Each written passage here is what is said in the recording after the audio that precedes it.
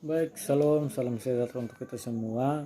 Kembali lagi bersama saya Aldi Alfa Hibrian Ibran Betanu, mahasiswa sosiologi semester 6 kelas C dengan NIM 1803030112, mata kuliah pendidikan anti korupsi. Baik, kuliah yang kali ini di mana saya akan membahas tentang bagaimana cara untuk korupsi. Baik, kita langsung saja pada materinya. Bab 1, pendahuluan, yang dimana dalam arti yang luas, korupsi atau korupsi politis adalah penyalahgunaan jabatan resmi untuk keuntungan pribadi, yang dimana semua bentuk pemerintahan yang rentan terhadap korupsi dalam praktiknya.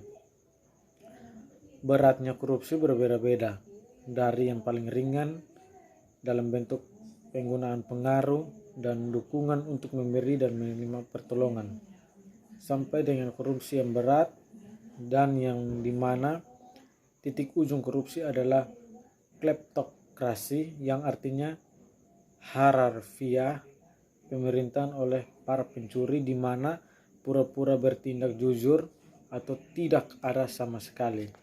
Nah, korupsi yang muncul dalam bidang politik dan birokrasi bisa berbentuk sepele atau berat, terorganisasi atau tidak. Nah, maka dari itu langsung saja kita masuk pada pembahasan yang berikut terkait dengan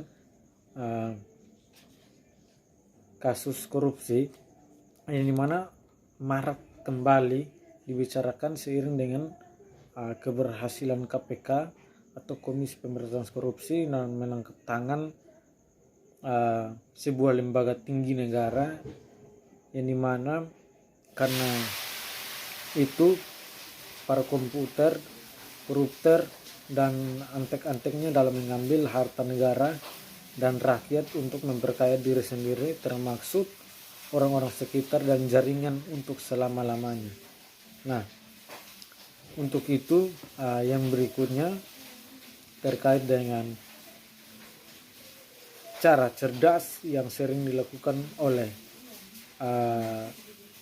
mereka, yang dimana menurut saya yang jauh hari sebelumnya sudah hampir dipastikan atau kemungkinannya akan menjadi pejabat, dimana sesuai dengan maknanya atau kebiasaannya, yang dimana untuk mengumpulkan atau menyiapkan harta sebanyak-banyaknya agar masa awal jabatan terlihat sudah memiliki harta yang banyak, padahal semua itu hanyalah tipuan.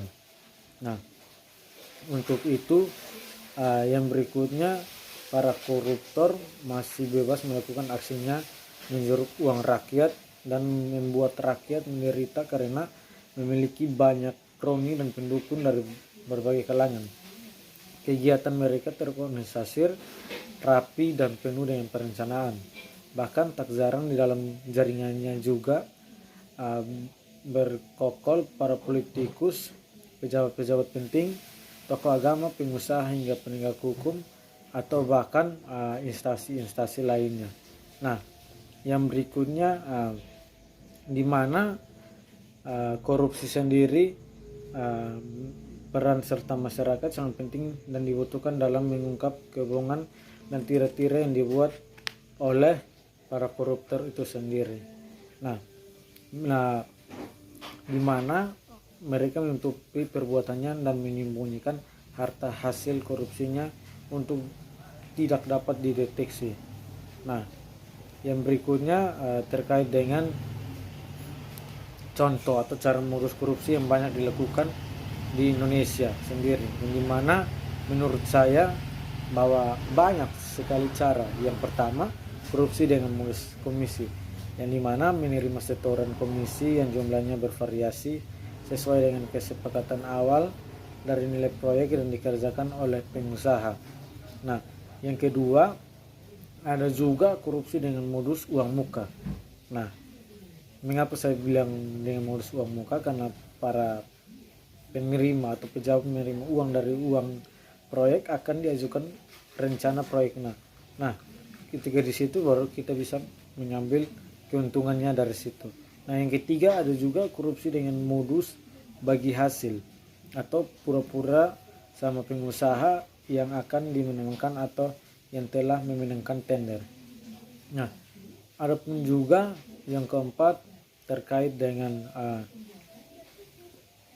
pemalsuan atau menyingkirkan bukti-bukti berharga. Ada juga dengan cara pemalsuan dokumen dan sebagainya. Terus ada juga dengan cara pencuci tangan begitu. Jadi seolah berbuat bukan kita yang melakukannya.